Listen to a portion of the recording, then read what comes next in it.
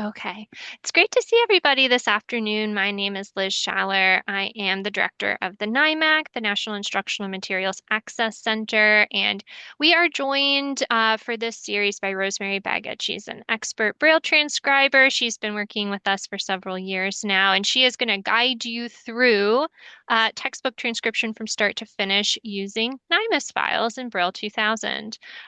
All 6 sessions of our series will be recorded, and both the recording and the slide deck will be posted on our website. They usually go up about a week after because we do go through and clean up the captions and make sure that they're accurate before we post them. So probably next Monday, you'll get an email letting you know that session 1 has been posted, with also a reminder about session 2, which will be next Tuesday, June 23rd. These sessions kind of follow basically the order of the work that you would do to transcribe a textbook. So today, we are going to focus on kind of the initial information about NIMAS, what is the file format, what is the NIMAC, and some basics of how to open NIMAS files in Braille 2000, as well as in BrailleBlaster if you utilize BrailleBlaster. And then session 2, we'll kind of get into file setup and that initial generating of those transcriber pages. Then sessions 3 and 4 will focus on editing and formatting of different important structures in your textbook, whether they be lists, tables of contents, or your headings. And then session 5 will be a kind of a focus on math specifically. And then session 6 will be a wrap up where we'll talk a little bit about the eBraille file format for those who may not be familiar, the timeline for eBraille production, as well as Q&A that kind of wraps up our session. So any questions that you all ask during the session or in our exit surveys that we don't get to in a previous session, we'll save those for session 6 Q&A. So like I mentioned, today we're going to focus first on NIMAS files and Braille 2000 basics. But before we get started, we would love to know who is in the room with us today. So I just launched a poll. Which option best describes your role? Are you a NIMAC authorized user or state coordinator? Are you a NIMAC accessible media producer? Are you a Braille transcriber not currently registered with the NIMAC? Are you a TVI or paraprofessional or other? And if you fit in that other category, please put in the chat what best describes your role. We'd love to know who's with us here today. I'll give folks just another minute to respond.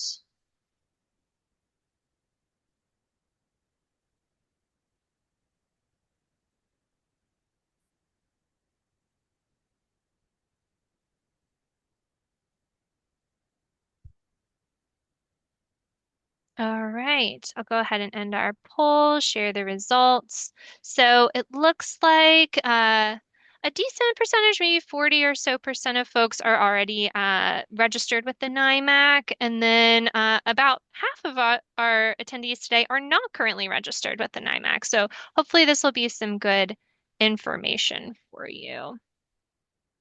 Okay. So our learning objectives for today, we want you to be able to identify the components in a NIMAS file set, the PDF, XML, OPF, and images, and how they're used for transcription. We want you to know how to access a NIMAS file as an accessible media producer. And finally, how to download, save, and convert a NIMAS file to a Braille file with Braille 2000 or BrailleBlaster. The purpose of our session overall is to convert NIMAS files into Braille text using Braille 2000. And so today, the pieces of the process we're going to focus on are, again, accessing files from the NIMAC and then downloading and converting those files using BrailleBlaster or Braille 2000. So what is the NIMAC, especially for those folks who aren't currently registered with us? The NIMAC was created by IDEA 2004, and we serve as the national source file repository for K through 12 textbooks and instructional materials. We make NIMAS files available for use in producing accessible formats for K through 12 instructional materials. And it can be a little confusing because those two acronyms are very similar. So NIMAC with a C stands for center. NIMAC is the center. And then NIMAS, the S stands for standard. So that's the file format. So NIMAC is the center, NIMAS is the file format. To date, we've received over 90,000 file sets from over 200 educational publishers, and all 50 states, the eligible territories, and the Department of Defense all work with the NIMAC. So no matter where you're joining us from today, in those areas, you do live in a state or territory that coordinates with the NIMAC. And each state that works with the NIMAC designates authorized users who have full access to the repository. NIMAS, the NIMAS file format, it stands for the National Instructional Materials Accessibility Standard, and it's an XML-based source file format. So what's important to know about this file format is that it can be used to produce a range of accessible formats, including Braille, but not limited to Braille. It can also be used to produce DAISY or EPUB or large print, but NIMAS files can't be directly embossed. They do require translation into Braille or another one of those accessible formats before they can be used by a student. An IMAS file cannot be distributed directly to a student. Per IDEA, the NIMAC receives a range of materials that are required by states and districts when they purchase textbooks from publishers. That range can include the core textbook of a curriculum, as well as the workbooks and the supplementary readers associated, as well as some ancillary materials such as blackline masters. I do want to note that not all materials that are used in the classroom are within scope for the NIMAC. We do get this question from time to time. So some examples of materials that you typically would not find in the NIMAC are titles that are pre-2006, because that is when the NIMAC came into being. Trade books, those are typically not found in the NIMAC unless they are published as part of a reading curriculum and submitted by that educational publisher as part of their curriculum. Otherwise, you're not gonna find Tom Sawyer in the NIMAC. Also, we typically do not receive college textbooks or reference books, and we also, by and large, don't receive teachers' editions, except that we can receive the student-facing material from within a teacher's edition. So you will sometimes see a teacher's edition in the NIMAC, but we will only receive the student handout pages from that teacher edition. The rest of the material will not be included in the NIMAS file. So what is an AMP account, or an accessible media producer account? Any individual or organization that produces accessible formats on behalf of eligible K through 12 students can sign up for a free NIMAC AMP account. AMP accounts can be structured a couple different ways. So AMP accounts can have multiple sub-users. So for some individuals who work in an organization or within a district, maybe you want to just have a single account with multiple sub-users in that account. Or you can also have your own individual account. And some folks who work in schools and districts prefer to just have their own account. Either one is absolutely fine. Something that's good for you to discuss with your colleagues and determine which structure works best for you. The important thing to know about your AMP account is that AMPs can only download NIMAS files that have been assigned to them by an authorized user. So while you can search in the NIMAC and see if the material you need is in the NIMAC, you aren't able to download it until an authorized user has assigned you that file in the system. So there are two ways that you might obtain an NIMAS file. The first can be if an authorized user just sends you the file directly, or as a transcriber, perhaps you work on behalf of an agency that received that NIMAS file from an authorized user, and so you're receiving it from that agency. That's also a possibility. The other option, again, is that they can assign it to you in your NIMAC AMP account if you are a registered AMP. Authorized users work under the state education agency. They could be from a school for the blind, they could be from an instructional resource center, or some other agency like that. If you need an IMIS file assigned to you, it would be assigned by an authorized user in the state in which the accessible format is needed. So that can be another point of confusion from time to time. You, as a transcriber, may reside in a different state from the state that needs that Braille textbook for the student. And it's the state that is purchasing or ordering that Braille book that's the state in which the authorized user would assign you that NIMAS file. If you need help at all with getting connected with an authorized user, please reach out to the NIMAC and we would be happy to help. So it sounds like many people with us today are not currently registered with the NIMAC. So if you are interested in a free AMP account, just send an email over to nimac@eph.org. We'll add you in the system and you'll receive an email that includes a link to complete the online registration, as well as an attached limitation of use agreement. The limitation of use agreement outlines some of the things we talked about already. It outlines NIMAS eligibility, the students you're able to work on behalf of, and some of the copyright restrictions around working with NIMAS files to exclusively produce accessible formats on behalf of eligible students. So you'll need to initial each page of that agreement and then fill out and sign section 14.0, which is page 11. Once you complete both of those steps, your registration and submitting the LUA back to us will activate your account.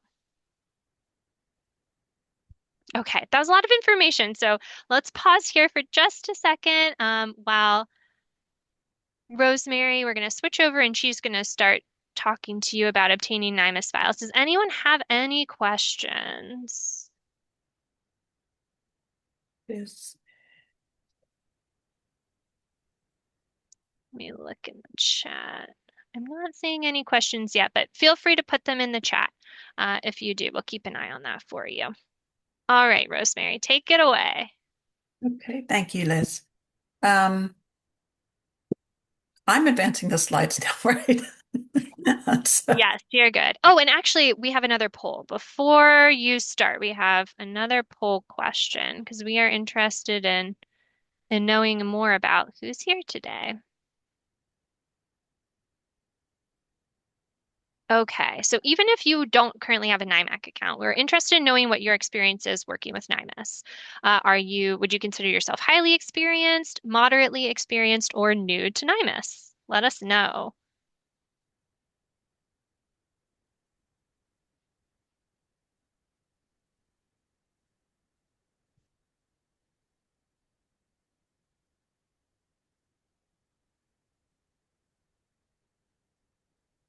Okay. Let's go ahead and share those results. Looks like 33% of folks are new to NIMAS, and then the other 65-ish percent are moderately to highly experienced working with NIMAS. That's great. Thank you. All right, Rosemary. okay. Well, thank you, Liz. I'm glad to be here. I've been using the NIMAS files for, I guess, about 11 years. I've been transcribing Braille since the 70s. I was volunteering at a little school where my uh, youngest sister was student and was given an assignment of teaching a 10-year-old boy who was losing his vision and his hearing. So I had him about half the day and catching him up on Braille. I was learning myself and then ended up transcribing his fourth grade reader because the mail was still slow back then. So I went on to go to school get my degree in teaching, taught for 8 years in the schools, blind and visually impaired, and in the intermediate units. And then since 1988, I've been transcribing textbooks into Braille. So I am happy to be here and be working with an iMac and looking at how we access files from the iMac. Your first step, now, how do I get this to work? I advance. That you use the arrow, you're gonna have to use the arrow keys the buttons on the Okay. screen. Yep, there you go. Okay, yeah. So the first thing you'll receive an email notifying you that you've received an IMAS assignment. At that point, you'll go to the NIMAC portal and log in. The link at the bottom of the screen gives details on how to actually log in and download a file. I just have a few slides here about the order, because for me in the beginning, it was the emails were a little confusing. So you get this one email that says you have been assigned a file, and this is so you request access to the NIMAS file from the contracting agency. Then you'll get an email from the NIMAC saying you have a file, I have an assignment. And at that point, um, you can log on, you can look at the title details page. This is helpful just for information, especially down here at the bottom, the Math ML. When we talk about math later on in session 5, there's some that's the Math ML 2.0, and then the 3.0 is the more up to date, and that'll be covered more. But one thing to look at and be sure of when you, is this 13, the number? This is 15. Okay. When you get your file, check the copyright date. There's that on here. There's usually copyright date and the ISBN, and make sure it's the same as the print copy that you have. Sometimes you'll get a print copy, and then the NIMAC may have a couple different files. You just want to make sure it's the same. And if for some reason it's a different printing, reach out and find out if the printing you're assigned is available, because you're going to want to follow your print textbook, so assuming the agency that's giving you that textbook. And the NIMAC, they can help you find a more up-to-date one if there is available. If not, just you have to watch. It's usually just little tiny changes in books when they reprint them, and you're just going to make sure you're careful proofreading that. So I like this page for that reason. Once you have, yeah, once you've received the file, you go into your NIMAC page and add it to your downloads. So you have the Add to My Downloads button here in blue. I need to show you on this screen, right? Yeah. And there's a next one. When you download, but you submit the download request, it's the blue button there. And then you should get another email when the download is available. It's usually within 24 hours, I think, sometimes sooner. And that's when you can actually access it to get it onto your PC. So downloading a file, you go back into your NIMAC account again. The blue button here, you only need to press it once, and that will download it to your PC. Yeah. Did I already show this slide with the components? No, and we can just pause here for a moment in case anyone has any questions about accessing files. I'm not seeing any in the chat, but Alexa did put that link in the chat that Rosemary referenced. We're not going to actually walk through this part in the demo because there are other things that are a little bit more pertinent that we're going to share today, but we already have a video that takes you step by step through downloading a NIMAS file. So if you are new to the NIMAC, you can take a look at that video and it'll take you through step by step. And I do not see any questions in the chat. So I think, oh, hold on. There is one question. Someone just asked a question. Let me look. Can a school district have one person be an authorized user, or do they all end up being AMPs? Amber, that's a really good question, and it actually depends on the state that you are in. Some states have authorized users at the district level, only really for large districts. Most states typically do not have authorized users in a school district, but it really depends on the state that you're working in, and whether or not that would make sense for that state. But that's a really good question. All right. So the components of a NIMAS file, when you download your file, and we'll demonstrate this later, how to extract, it comes in as a zipped file, and how to extract the components. These four are what you'll see: images, PDF, XML, and OPF. The images we'll take a look at a little bit later just to see what's included in the image file. On an IMAS file, the PDF usually includes the title and copyright pages, sometimes the cover, if there's additional information on the cover of the book. And the XML is the what you need to actually, that's got your actual file information in it. If for some reason you download and you don't see all four of these when you open it on your PC, on mine, they don't always show up right away. I just click on something else, another file someplace, and then I come back and they're there. I just figure they've been playing hide and seek, but they're there. So just be aware of that. Um, how to set up a NIMAS file on your PC. Again, we said we'll open the zipped file. I'll demonstrate that later. Copy and save them to your project folder, which you'll have created on your PC. And just more the same of what you'll be seeing. I will note that because you mentioned Rosemary, sometimes you may not see all those components. There are very few exceptions, but occasionally a NIMAS file may not have any images because occasionally we do have a file, a very simple, say, file that's just a few worksheets or something like that, and maybe there are truly no images at all within the file. So that may happen from time to time, but for the most part, you will always have an images folder with at least a couple of images, no matter how long or complex the material is. And the NIMAS PDF, we do get this question sometimes. The NIMAS PDF is only the title and copyright pages of the book. It is not the full book as a PDF. That is a question that we get sometimes. So just want to clarify the NIMAS PDF is just the title and copyright pages, and it's for the purposes of you being able to take a look at the material you're transcribing and quickly make sure that you downloaded the right file from the NIMAC. And if I can add to that, this is just a curious point. When you say that's what I thought it was, title and copyright page, and I pulled up one book that I had done a while ago that actually was so small it didn't show a title or copyright page in there, but the PDF showed the cover. I actually may use that in a demo They do coming up. sometimes include the cover. It just depends, but sometimes you'll have the cover as well. Yeah. Okay. Yeah. All right.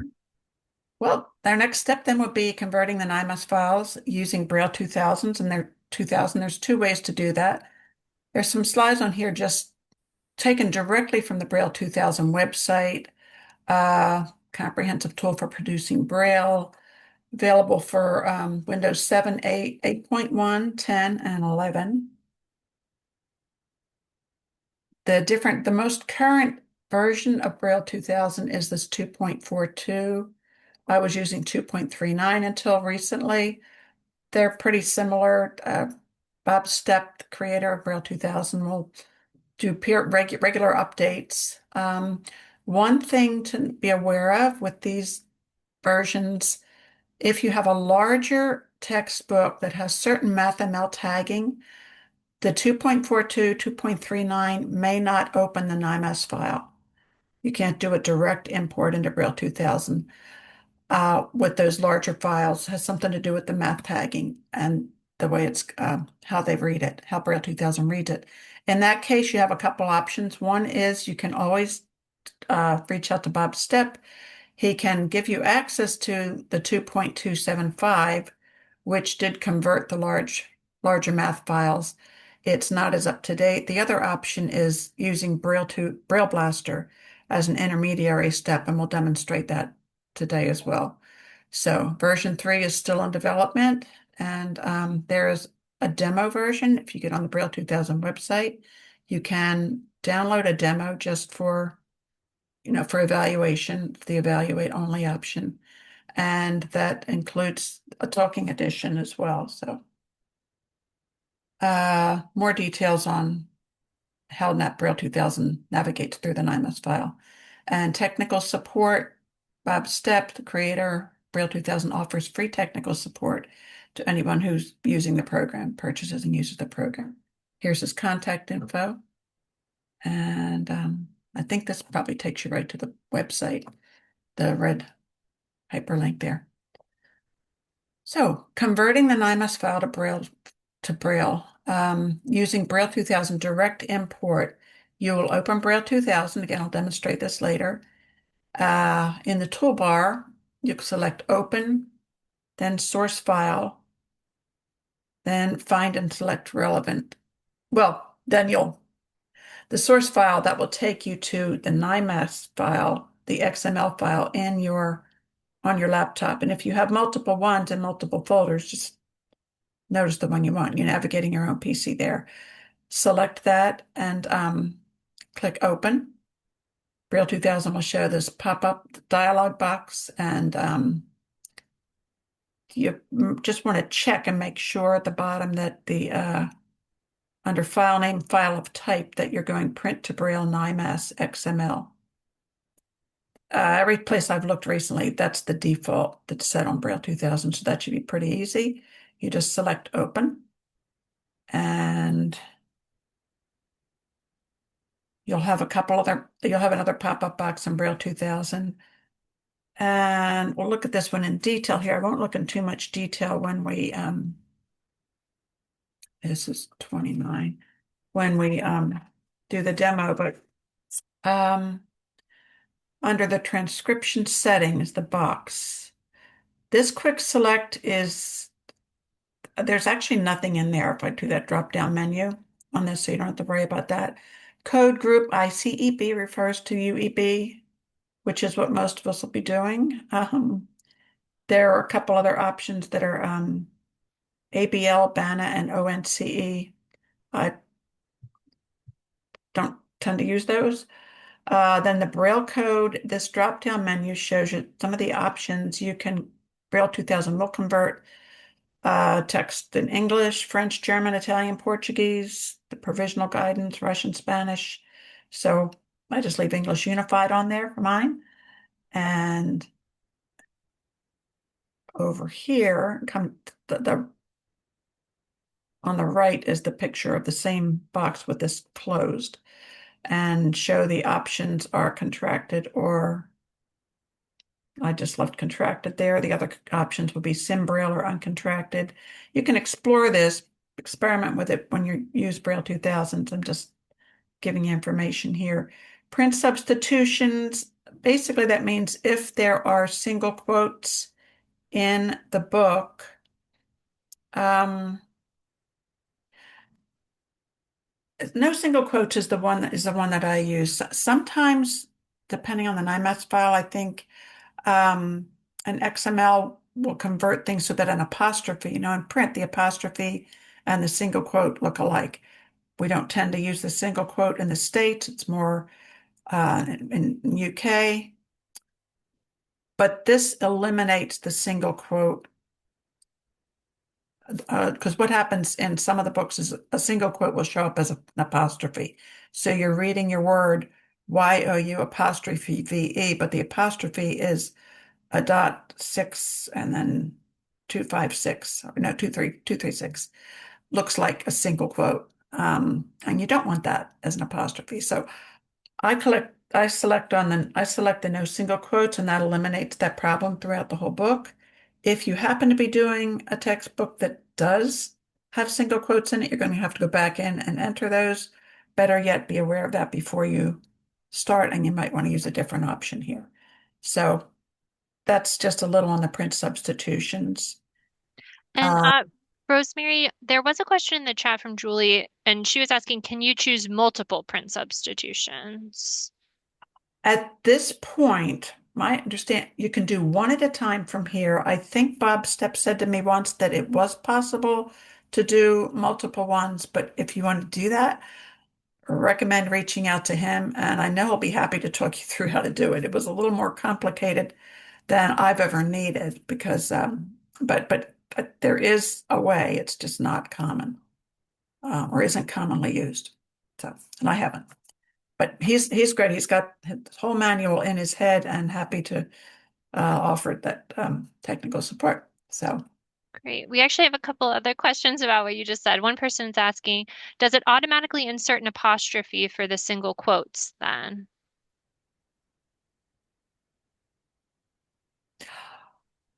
that's a good question. That I don't know. So That's, you mean if there are single quotes in print? I would, I'm not sure because I haven't run into that. I'm usually working with, I think it was even with older versions. I haven't seen it in a while, but maybe I just leave this on. It's rare I've run into a book that includes single quotes. I know I've seen them. Um, but that's a good question. If you were using a publication that included a lot of single quotes, I would not use this print substitution. I would you can select none.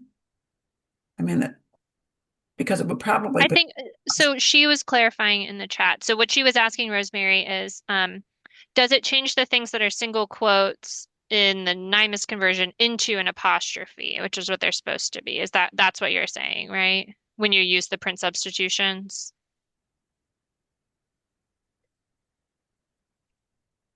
I'm sorry, that again. If there's the I So don't print sub if you say no single quotes, it's right. taking the single quote in the file and turning it into an apostrophe instead. Is that right? Yes, it's taken the Yeah. Okay, great. conversion. Yes. Yes. Yeah, that was the question. Yep. Yes. If Perfect. Good question. Thank you. Yeah.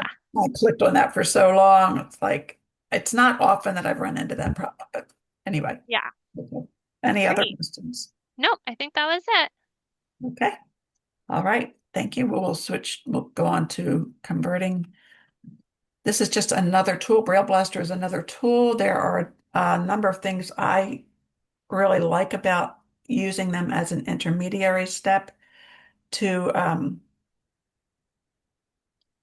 convert a file. And there are pros and cons with each. We'll look at both later, what they look like when you open them. Um, but Braille Blaster, again, information from the website. Uh, it's a conversion tool. I don't know if you want to say anything, a summary of Braille Blaster, or just is this enough? Well, we were curious actually. Let me I did put a poll together because we are curious if folks have used BrailleBlaster before. So, how much experience do you have working with BrailleBlaster? Are you new to BrailleBlaster? Would you say limited experience, less than a year, somewhat experienced, 1 to 2, moderately experienced, 3 to 5, or highly experienced, more than 5 years? Let us know.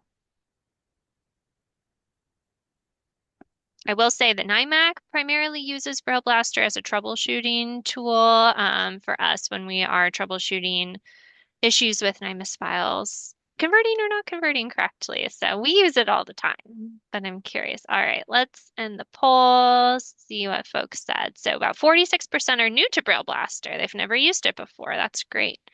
And about the other half of folks have some experience, up to a few that are highly experienced. Great, thank you. Right. Right. So it is not, why is this not working?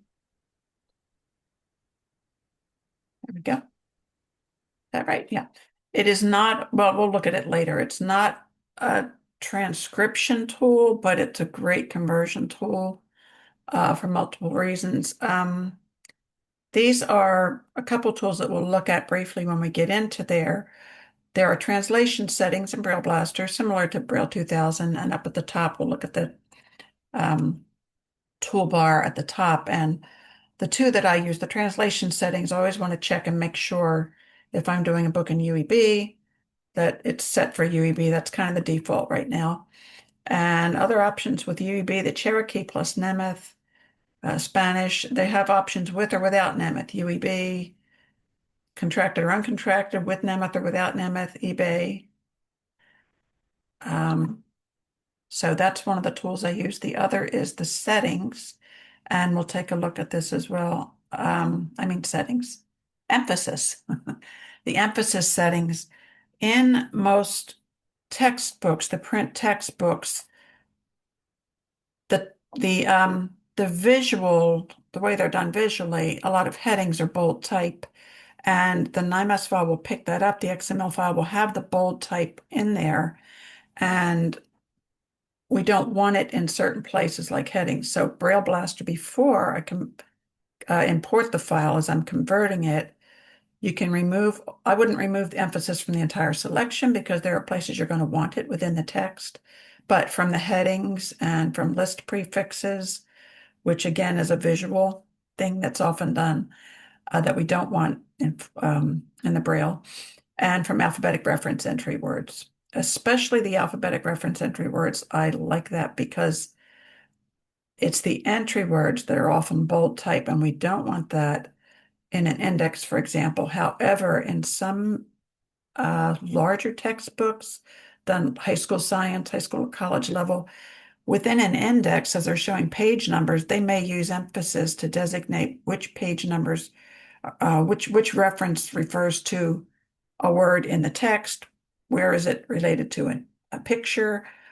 There are codes for what those bold and italicized page numbers mean and refer to in some of these science. And I did it one time. I had removed the emphasis from a whole file. It was before I knew about this setting. And it was a nightmare having to go back and proofread and make sure I was putting them all back in. So I like this tool because it just takes it off of the entry words. Then to open your file, you start out in BrailleBlaster, it's File, Open. It will take you to the NIMAS XML file. You select that, and then it used to be the option was Save as BRF. We want it to be a BRF, a Braille Ready file, but they changed the settings, and we'll look at it today. The File, Export, and when you click on Export, it pulls up a little drop down or drop over menu, Save BRF.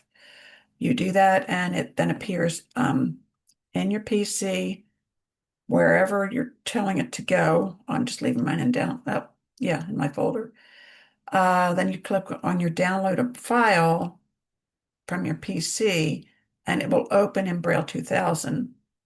It will still be a BRF file, and Braille 2000 will tell you in a pop-up window, we don't know what kind of file this is. You know, you need to select what you want it to be, and we'll look at that later. And you select the um, save it as B2K in Braille 2000, and then your file will open.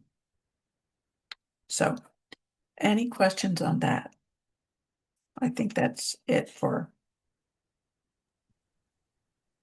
I am not seeing any questions in the chat at this point, but like Rosemary said, this is just a walkthrough, so you'll be able to look back at the slide deck and the screenshots and whatnot, but she's going to be demoing all of these things for you here in just a minute. We're almost there. Okay. Yeah. This is just a brief how to set up your file on your PC.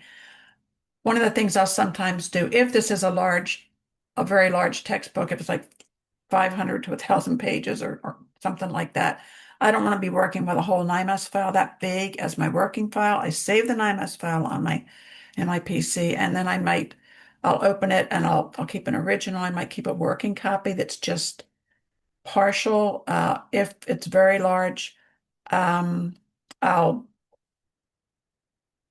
create subcategories, and I'll demonstrate that later using the search find. I might search for the glossary, for example, and that command is search find text. I type in the word glossary. I'm looking at my print to see how they worded it, and I'll go from the top or from the cursor, depending on where I am, select enter, and it will pull up the glossary, and then I can copy that portion and paste it into another open window in Braille 2000, which will make more sense when I demonstrate it. But that's just an option for large files. If I have a small one, I keep my original NIMAS file, and then I'll have a working file that I work from. So that's, yeah. So we're going to look at as an overview of what we're going to do next. I'm just going to show how to set up your files, the downloaded files to their project folder, and look at the image folder a little bit, then how to convert the NIMAS XML to Braille 2000 via direct import, and again with BrailleBlaster, and possibly how to save the multiple files. So I think if there are any questions there. Great. Yeah, let me take a look, and if you want to go ahead and stop sharing and switch gears Mhm. to the demo portion. Let's see. Does anyone have any questions at this point. Alexa did also put the link to the exit survey in the chat. So if anyone has to hop off early during the demo, we really appreciate you completing the exit surveys for these trainings. They help us make sure that they're geared to our audience. And then there's also a spot at the end of each quick exit survey that gives you the chance to ask questions or mention topics that you'd really like to see covered during these sessions, whether it be um, in the next couple weeks or something that we'll save for the Q&A in session 6. So please do take a moment to complete that exit survey for us. But yeah, no, I'm not seeing any questions at this point, Rosemary. So if you wanna, if you're whenever you're ready, you can share your screen and we'll get going on the demo. Now all the tools changed where they are. I'm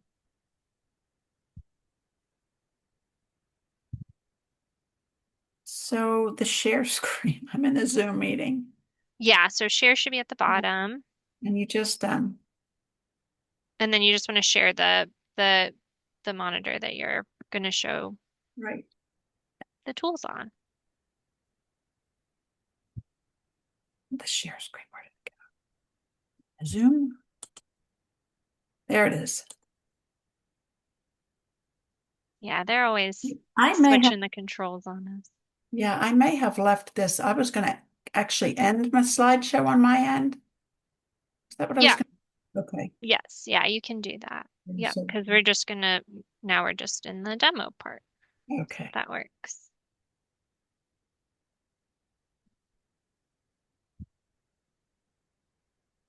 I just started working with two monitors a couple weeks ago, and it's wonderfully helpful, but I'm still having a hard time knowing where I am some of the time. Okay, share screen. There we go. Perfect. Okay. So I'm going to start with downloading. I've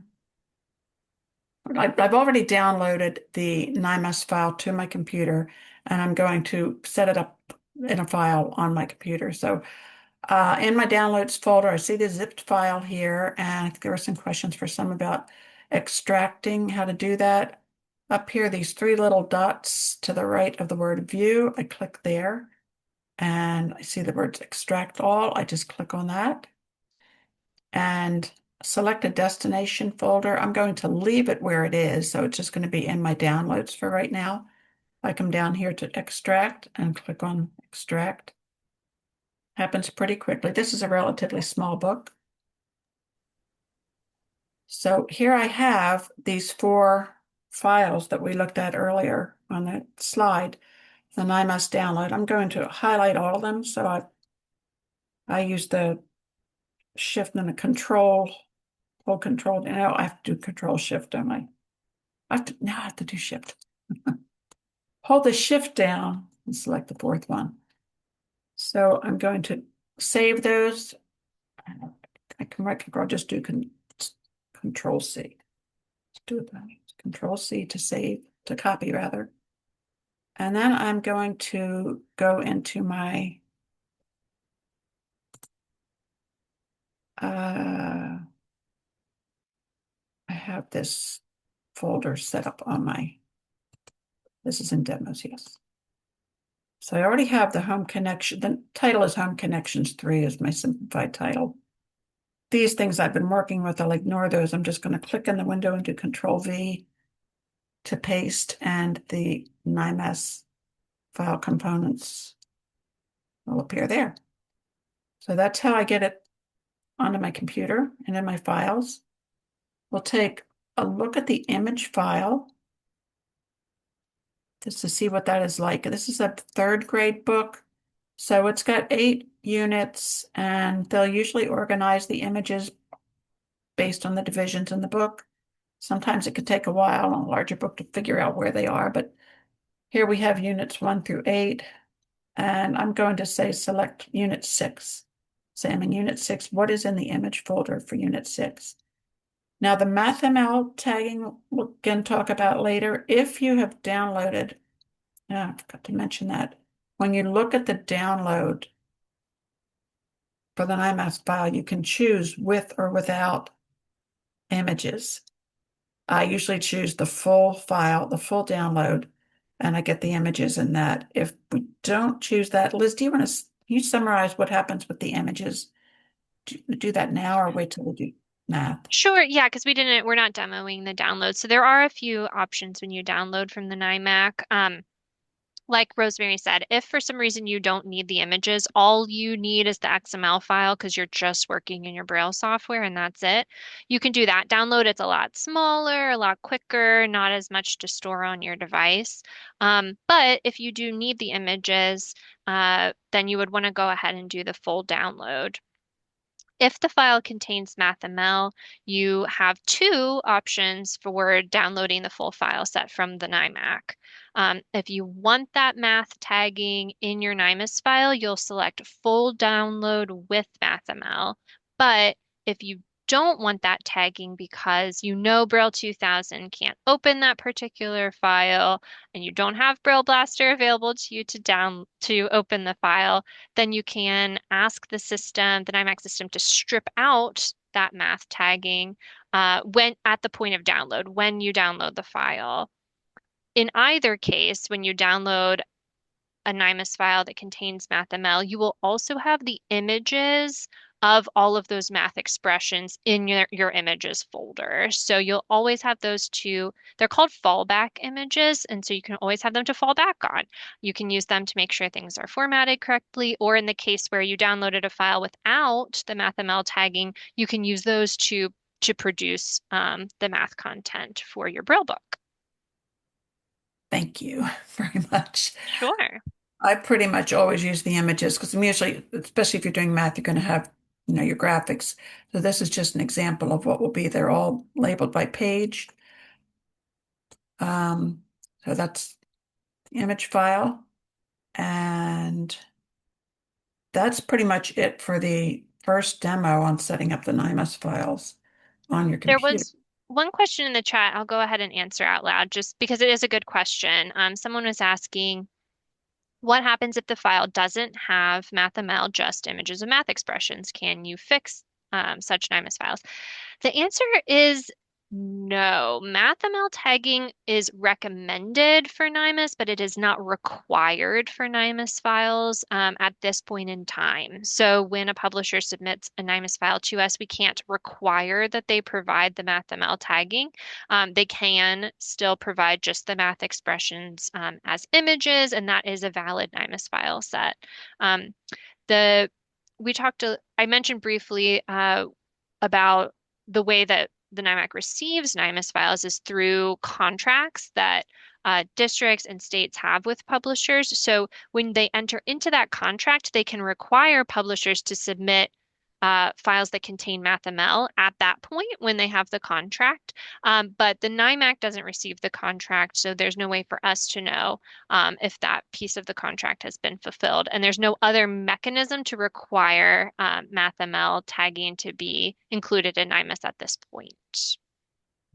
It's a good question, though. And I will say over the years, we've seen more and more MathML tagging in NIMAS files. So if you are producing material from the last couple of years, copyright years, you're much more likely to see MathML tagging in the NIMAS file than if you go back and you're producing something from 2010. You're much less likely to have MathML in that file.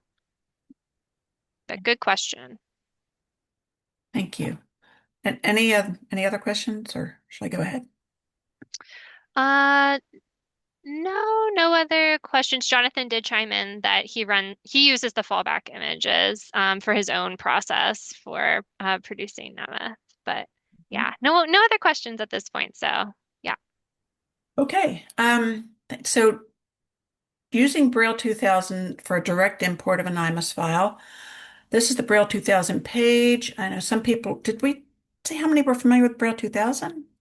I don't know if we did that or not. But this is we did the toolbar over to the left. Just quickly going over that, we have the menu up here, which we'll end up using a lot, usually by selecting Alt, and it'll pull up files in there. I don't use everything on here as much. The file management, we'll use some of these new open. Open is where I'm going to start for the Braille, the import. So why don't I just do that and then look at the others when we have the page open. I'm going to go to Open, and in the drop-down menu, select Source File. This is going to take me into my files on my PC. I don't want the chemistry one. I want the connections that we just looked at. In my folder, here's the NIMAS file, has the XML suffix there. I'm going to double click on that and get this pop-up window, which we looked at earlier. This basically has nothing in it. It already has English Unified, contracted, no single quotes. I'm going to select OK.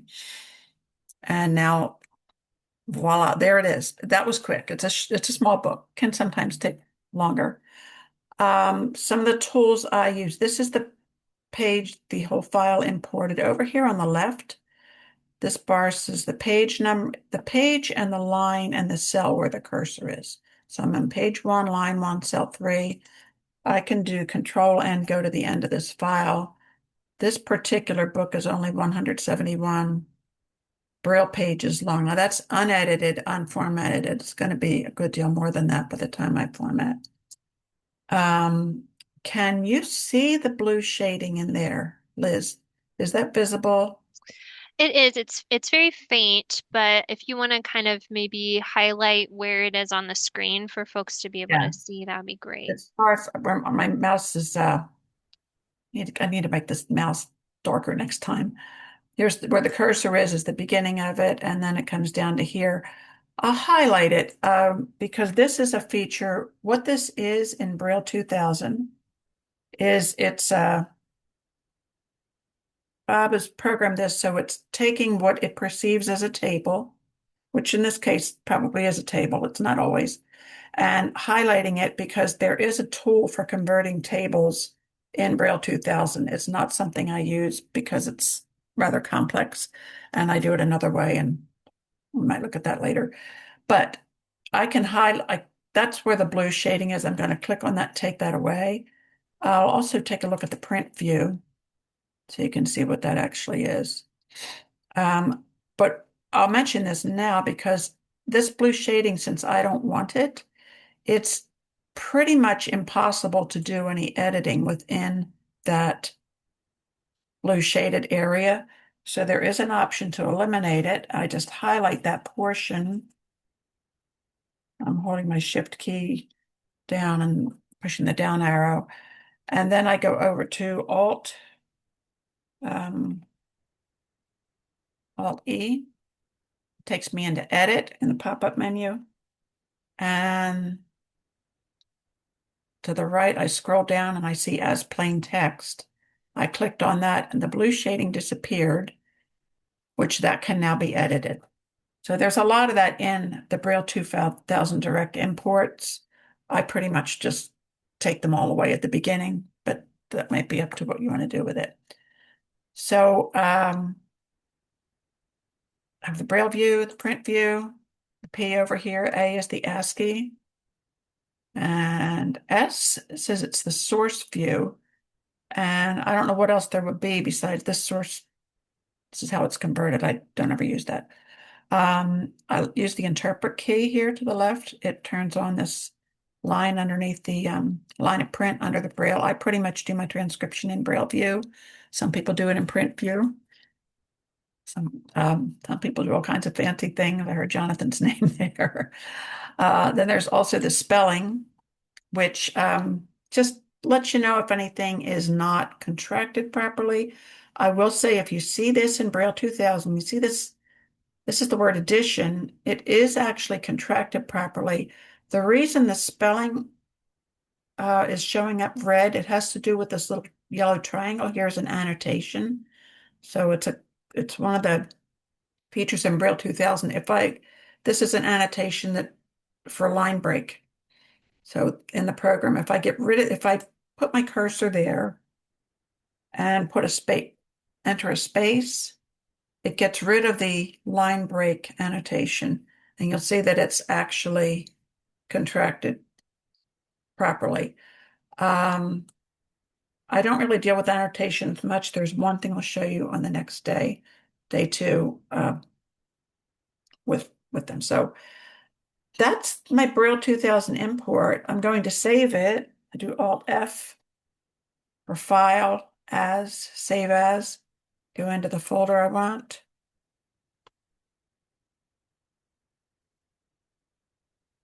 And I'll come down here, saving as a B2K file. I will put my cursor at the beginning of that line and probably give it a name so that I'm not trying to remember the numbers for all these. Uh,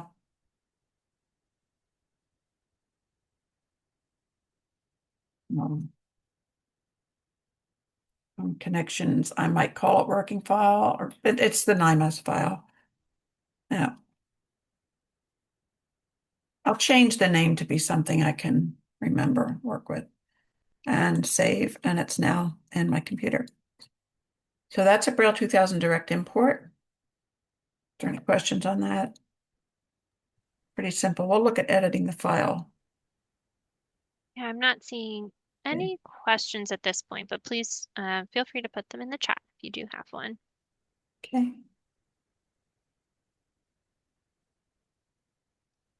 All right. My other option for importing a file is using the BrailleBlaster. So this is the BrailleBlaster open page. I'm going to go to File at the top, scroll down to the drop-down menu to open. Again, this takes me into my computer system, demos, home connections. Here's the XML file again. And just going to double click on that. Now BrailleBlaster is working. This can sometimes take a while depending on the size of the file. This one is not real big, so it won't take too long. While it is working, I'll show you this toolbar up across the top, where I had File. There it is. It came in already. So notice I have the print view to the left here and the Braille to the right. This is got to do with the structure, something to do with the structure of the file, which I don't end up using. Computer whizzes out there probably have fun with it. Coming to the top, I now have it, the file, the book in BrailleBlaster. I want to convert it into something I can use in Braille 2000. BrailleBlaster, it's not really a conversion tool, it's a conversion tool. It's not really a what do you call it, transcription tool. The formatting is a lot easier in Braille 2000. Um, some of the things we'll see in here about why. The two tools I use, the settings, I look at this, I come down to translation settings. And in the standard, I have UEB up here. That's what I want. The drop-down menu, we looked at on the slide. These are the other options. I want the UEB. There are, well, this is more for working in the file. That's what I want. So I'm going to X out a translation tool. I go into the emphasis tool. This is the one I talked about. I'm not going to remove emphasis from the whole selection. I will remove from headings. Now, I should take a look at something first. I did this with this window over here. So if you notice here in the Braille to the right, there's a bold passage indicator in front of the heading at the top of the page, Bridges in Mathematics. And then there's another bold one in front of grade 3, home connection. So I'm going to see what happens when I click on emphasis. I come down to remove emphasis from all headings. It's working. That was pretty quick. Notice that the bold type has disappeared from the Bridges in Mathematics section on the top line. It didn't catch all of them, and I don't know why that is. I just use it because it catches a lot of them. So then I'm going to remove emphasis from list prefixes. Would have hoped it took them away from here, the unit 1, but it didn't. And from alphabetic entry, different entry words. So I've done that. I won't see the evidence of that till I'm actually doing my transcription, but I like that tool. Now I'm going to save it. I go to File. Again, it's no longer save as BRF. That's not an option. If you were familiar with the older versions of BrailleBlaster, we go down to Export, click on that, scroll across to Save BRF, and here we see the file name with the BRF suffix, save as BRF file. I am going to, this is in the folder where I want it, so I'm just going to save it right there. Now I'm going to minimize BrailleBlaster, go back to my Braille 2000. I'll open a new window, just, I don't have to. I used to think I had to open a new work area, but so we're not messing with our brains. That was the Braille 2000 conversion. I click on open, and no, actually, I'm not going to do that. Sorry. I go into my folder here.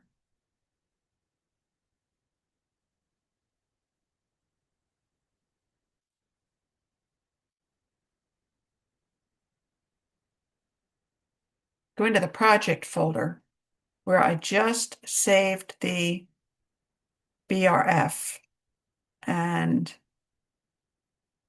it's this one here. No, it's not. It's the 16th. Today's the 16th. I see that it's the BRF file from over here. Normally, I wouldn't have these different ones in here. I'm practicing with some of these and meant to delete those. So this is the one I just converted from BrailleBlaster. It's in a BRF file in my folder. I double click on that, takes me to Braille 2000 because that's the program I have for Braille transcription on this computer. Take a look at this.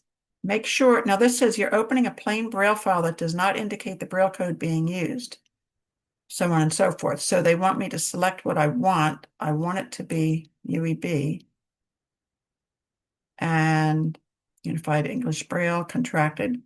I click on OK, and it will open. Get this warning of discrepancy. Don't worry about it. I used to just X out of it. I get the same. If I X out of it, it's going to take me into the action to take. I'll go back here to notice and just X out of it. And he's saying, nope, I want you to do this. So I have to either accept, cancel, Braille only, or help. Choose accept to retain the differences reported. I'm going to be editing those anyway in my transcription, so it's not a big issue. Accept. And here is the Braille 2000 file imported from BrailleBlaster. Now, notice some differences. One of the biggest ones is the page numbering. I'm going to go over here to the toolbar and turn on my interpret bar again and turn on the spelling. Notice the thing I showed you about the annotations. Oh, it's not a page break in here because it's got the bold type. So Bob has done something with the Braille 2000 direct import to take out some of the bold in headings. And this one that I thought was taken out, it's taken out on this page, but not all the pages. It's just something to be aware of. We're going to be looking at that in a few days, how to edit the type. But the page line, the page separation lines are kind of inserted in BrailleBlaster. The problem is, they were just here the other day. Maybe not. No, there they are. Some of them show up. Now, here's the first print page break, page 2. And you'll see the page number is put in there. I can't use these in Braille 2000 because by the time I edit, the page numbers are not going to, that's not going to be the start of my print page. So I basically will delete these as I go along. And probably show some of that in, before I do any editing in subsequent days, it might be interesting to know if people would rather see it in which kind of import they'd rather see it. But to delete that, I hold my shift down and the down arrow, and it's highlighted. And I delete, and that's the end of it. I'm going to be reading the text anyway. But that's just to show what happens there. So this is what the NIMAS file looks like in BrailleBlaster. You'll see a lot of times this is, this is not specific to BrailleBlaster. This is a tagging thing, I think, is that when there's a blank line in math, for example, this says 12 equals blank plus, and plus blank plus 12 equals, it's a math problem, and really there should only be one of those. underscore indicators. So I'm going to end up having to edit that. And that's some of the editing I do when I'm doing the file, but that's just one of those things that I think it's a NIMAS tagging thing that they'll take the long lines and make them long lines, when in Braille we just need a two cell Yeah, symbol. that's a great example, Rosemary, of one of those things where NIMAS files are used to produce other formats, not just Braille. So sometimes what is helpful or beneficial for a different file format production may not be the most helpful thing for Braille, and it is something that you'll have to go in and clean up. So that's a good example of that. Yeah, yeah, thank you. And it's the same in the Braille 2000 direct import. I just checked that. So that's pretty much it. This is still, is this a BRF file? Is it still saved as a BRF? I now want to save this as, save as Alt F A. If I look down here in Braille 2000 file name, it still has the BRF suffix. That's what I want to, actually, no, it's the BRL in here is the file name. Save as type. It says Duxbury BRF because that's where we were. That's what it was. I'm going to do the drop-down menu here and select Braille 2000 file B2K. Then I save. So now if I go back to my folder, I have multiple files. I have the BRF, but I have the one down here where it's saved as a B2K. Again, I would change this file name.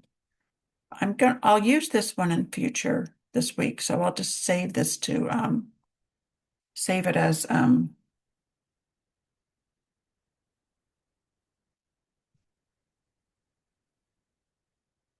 working file, home connections, and take out the long string of numbers. Great. So, because you've shown kind of two options for opening NIMAS files, I'd be interested to know if you could share a little bit more about, especially because so many folks haven't used BrailleBlaster before. I actually just did some troubleshooting for someone just today, an iMac user who had tried to open a couple math files directly in Braille 2000 and was not able to, and I was able to talk to her about how to use BrailleBlaster. So one use case for BrailleBlaster is that it is the most reliable tool for opening files that have MathML tagging in them already. So I know, Rosemary, that you use it that way. But I think you've told me before that you like to use BrailleBlaster as the intermediary pretty much anytime you open an IMAS file. Is that right? Pretty much it is yeah, because of the emphasis tool, removing those, that's Hmm. been my biggest preference. Yes, the MathML is definitely always there. I've started to use Braille 2000 a little more if I can do the if I can get it in directly. And I think it's got to do with the page numbers. So that's just something to be aware of. In Braille Blaster, that's not really a big problem. Um, what is this up here saying? Has been changed by an agent other than Braille 2000, supposed to continue in read-only mode. Well, can I say no to that? Oh, no. Did it take me out of it? Shouldn't have. Whatever. Is this the Braille 2000? Which one did I get from Braille Blaster? The long one. Hmm. Yeah, nope, that's the Braille 2000 one. It's the page numbers that are wow. Okay, I don't know what I did now. That might have taken me out of that.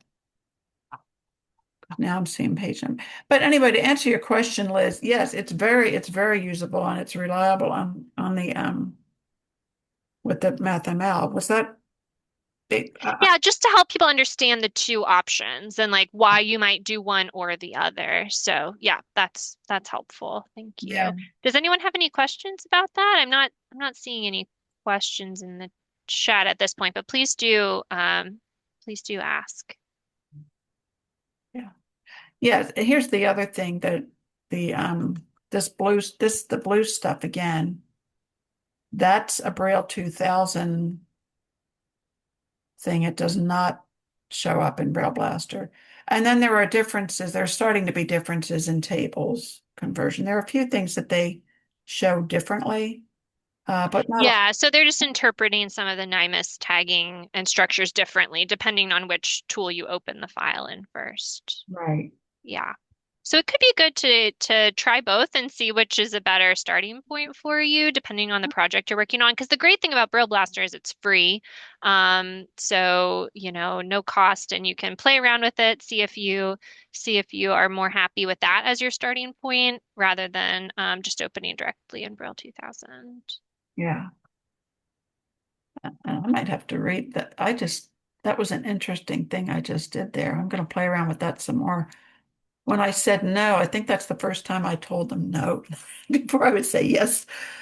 When that pop-up window came up about read only, does this mean I'm in read only? No, this is the Braille. Because I might see if it just did something to the page numbers.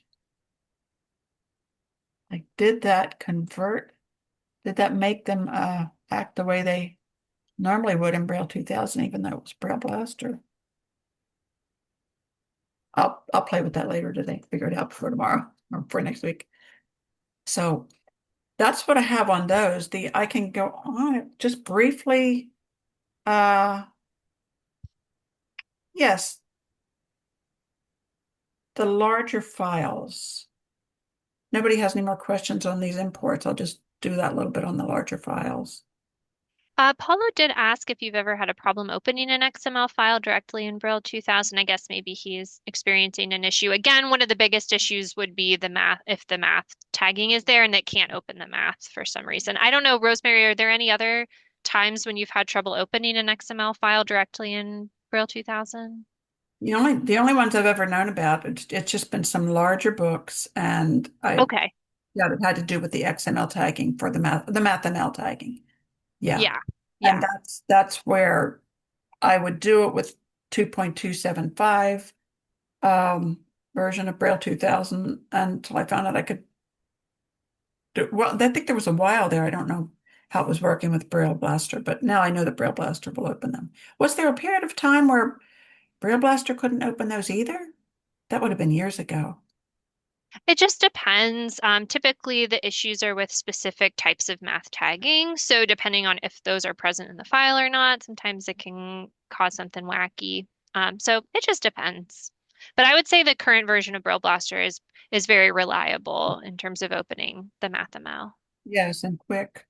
Hmm. Let me show you one thing here as an example. I'm going into one other book. Now, this is a fourth grade math book that had some sections at the back. Where is all right, so I'm going to do a direct import right here in Braille 2000 because I tried this out and this one happens to work. I'll just close out of these. Oh, the bar's over here. When I have files open in Braille 2000, in between the toolbar and the Braille display is this kind of vertical column. I turn my head sideways. So I can read the titles that I have open. And right now, if I want to close those, I right click on one and select close. It's not been saved. Do you want to save it? No, I'm not going to do that right now. And I'm going to close both of these. So again, I right click on the title. I can do close, save in project, save as. I'm just going to close. And then I'm going to open a source file and go to this fourth grade math one, which is a bit larger and has some, select the XML, open. Nothing here. I just click OK, keep those settings. And the reason for this is because there is a glossary at the back. There's a cumulative practice. These are the kind of things I would end up putting in um, separate supplemental volumes anyway. So here that opened pretty quickly. I'm going to turn on the interpret and the spelling because I like them. Some people may be working in print view. There might be some working in ASCII. I just work in the Braille view. So to here's I'm going to do Control N to get to the end of the file and find out that it's got 582 pages in it. Notice a lot of the red, the spellings, discrepancies. Here, there's a lot of forward slash because it's photo Shutterstock. These are all things that are going to be deleted anyway. Credits, photography credits, we don't keep in the Braille file. So using formats, I know that already, but that's just to see how big the file is. Go back to the home. I do Control H, the home page. I want to find out where the cumulative practice is because I've looked at my print book and say, okay, there's the body matter, and then there's the things at the end. And so that I'm not working with a huge file, I might put those other sections in separate files just for ease of working. 582 pages isn't too big right now, but getting some of the high school ones again, they're going to be big. So I'm going to search, and the search is Alt S, Files F, and that's not file, it's find. Alt S and F for find. And I'm going to type in, I've looked at the print and I know again, I'm typing in, doing 6 key entry with the Braille cumulative practice. I'm going to find from the top, select top. Now in this case, that's not what I want because it's only on page 7. I do search find again. And now I say I want to go from the cursor. Well, it's scrolling down because there's several in a row. I'm in the table of contents, and I can tell that because of the blue shading, which I will get rid of. I will edit that as plain text so I can navigate through the book. But I'm going to go a little further down and try to say from the cursor. I try this so I know I can keep saying next, or I can think, I'm getting out of the table of contents. I'm going to go down a few pages. I want to find the section at the back of the book. So I'm going to take search find from the cursor. Now I'm on the 497th page in the file. This is the section at the back of the book. So I'm going to highlight from here to the end. I've already looked at the print and I know this will now, to highlight, I hold my shift key down, Control E. It takes me all the way to the end of the file. I'm going to copy that, Control C. And I'm going to open a new in the toolbar, Braille 2000, click on new and come down to work area. And in this new work area, I put my cursor on my paste, Control V. And there I have the cumulative practice section. And that is 85 pages. Now I could save this. I would do Alt F for file, as, save as, go to my project folder.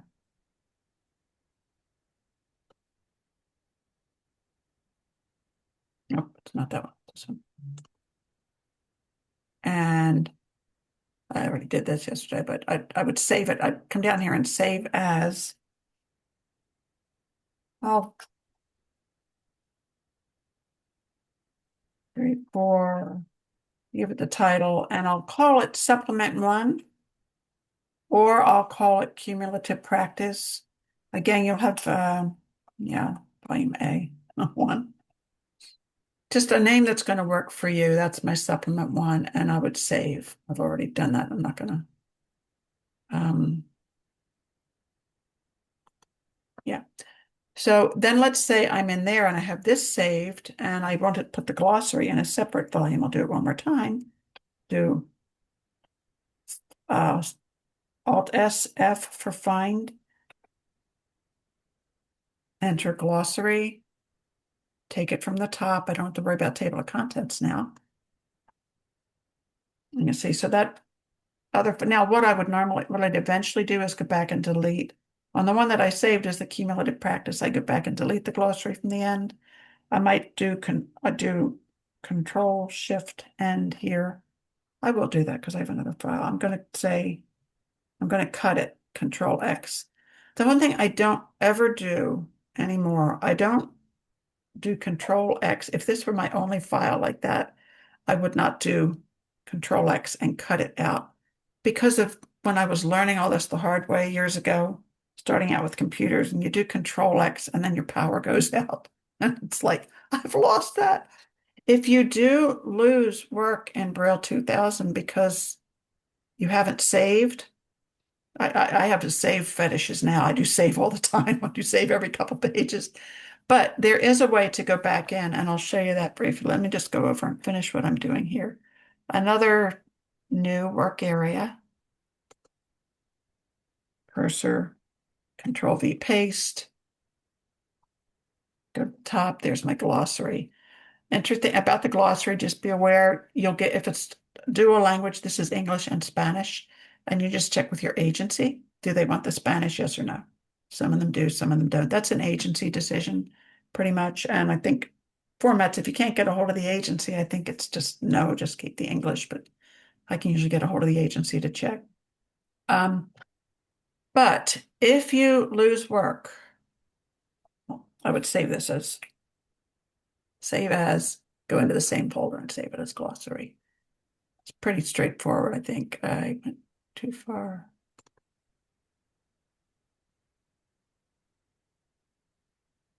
What am I in? I'm in this one. And I would save it as a glossary. And I did that yesterday. Supplement 2, glossary. Enter my file name down here. But if you manage, if this were to suddenly go out and I lost the file or I deleted something, I made a mistake and I realized I had lost part of a file in on file management. I clicked on file management and you get this. There are a few features in here I've used. History. Well, first of all, if there are new versions of Braille 2000 come out, let me click on this one, fetch software update. Do I want to allow this app to make changes to my device? No, not now. But that was just to let you know if there's a new version, you do it that way. You download it that way. But another tool under file management is history. Now, I don't think it's going to work. I don't know whether, because this is a new version, it might. It will pull up my history from the last, oh, this is good. That worked for you guys. Normally, when I do this, I have a history of like 10 years and I haven't cleaned it out, and it takes forever and a day to pull up and shuts everything down. So this is just since I downloaded this newer version. I've been working on this laptop, but it shows the files that I've worked on by the folder path and the date and the time.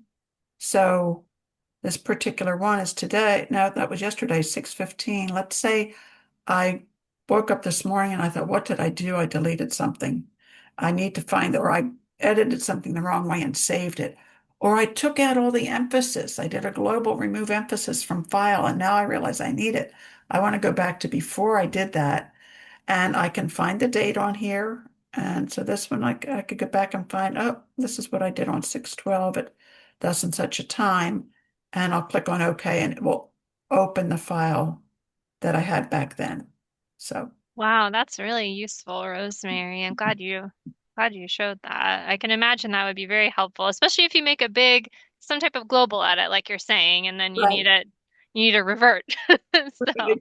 that's really helpful. Yeah. Great. Well, we just have a few minutes left. So I want to make sure that we go back and just recap what we did today and talk about what we have coming up next. So let me go ahead and share my Okay. screen again. So it's kind of an overview of what we talked about today. I think you got through everything, Rosemary. We looked Yeah. at how to become an AMP and access NIMAS files. What are the elements of a NIMAS file set? We took a look at those. And then Rosemary walked you through two ways to open a NIMAS file. First, in Braille 2000 directly, and then second in BrailleBlaster first, followed by in Braille 2000.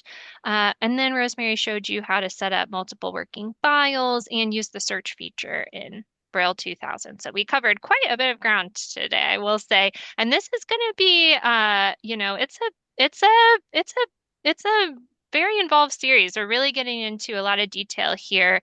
Um, with how to edit and format and produce your textbooks. So coming up, as a reminder, next week, next Tuesday, again, all of our sessions are on Tuesdays at 2 p.m. Eastern. Next week, we're going to go over file setup and those transcriber generated pages. And then sessions 3 and 4 will really get into the editing and formatting of the bulk of your book. Session 5, we're going to talk about math predominantly. And then session 6 will be both a little overview of the eBraille file format and the timeline for that rollout, as well as some time for questions and answers that we may not have gotten to in the previous sessions. If you have any questions at all, please don't hesitate to reach out to the NIMAC. It's nimac@aph.org. We're happy to help. We can also send you over to Rosemary too if it's more of a transcriber question. Happy to do that as well. And then I also want to put the QR code up for our exit survey, and Alexa is putting that link in the chat as well. So please, if you can take just a moment to complete that exit survey, and definitely if there are any topics or any questions we didn't get to today that you'd really love to see covered in one of our upcoming sessions, please add those in the exit survey for session 1 today. We'd really appreciate it. With that, do we have any questions? I had one thing I noticed here, Liz. You still have in the chat. I just noticed this was a something Jonathan had put in toward the very end. Is for somebody who likes working with the XML files or knows or chooses to do it that way. He says you can break the XML files into pieces if they're too big, but you have to close and open the XML tags where you split it. So that will Mhm. probably not be a foreign language to somebody. Oh, yeah, absolutely. Absolutely. And we do recommend if you are someone who wants to work with the XML file and look at the XML file to download Notepad++. Notepad++, it's another free tool, and that is your best tool for opening and taking a look at the NIMAS XML files and potentially editing them if you'd like to. With that, I will go ahead and stop our recording.